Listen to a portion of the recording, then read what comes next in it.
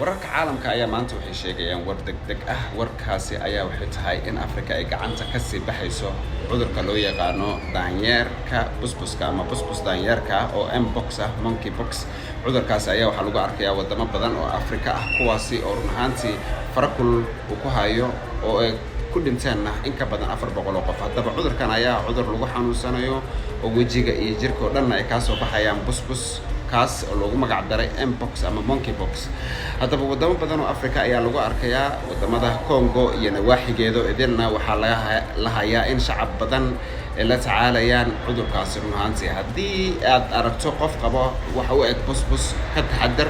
way fududahay sidii lagu daarto ama qof qabo dharkiisa hadaad xiratsana way kugu dhacaysaa sidoo kale markaad airportada ama goobaha safarada aad ku tagaysid aad aragto qof qabana waxa ku haboon inaad maaragtay ka fogaato haddaba caalamka ama sida African Union Commission-ka organization-ka qaybta caafimaadka ayaa waxay sheegayaan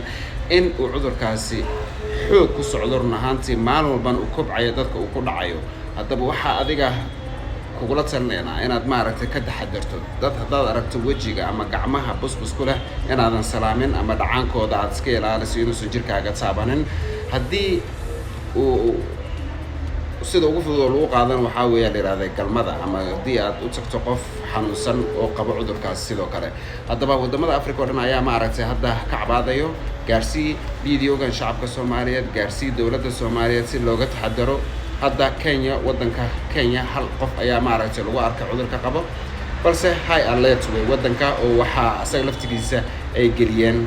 in airportada iyo goob walba ay dadka khubarada ah caafimaadka ku takhasusay ay qabanayaan qofkii ay arkaan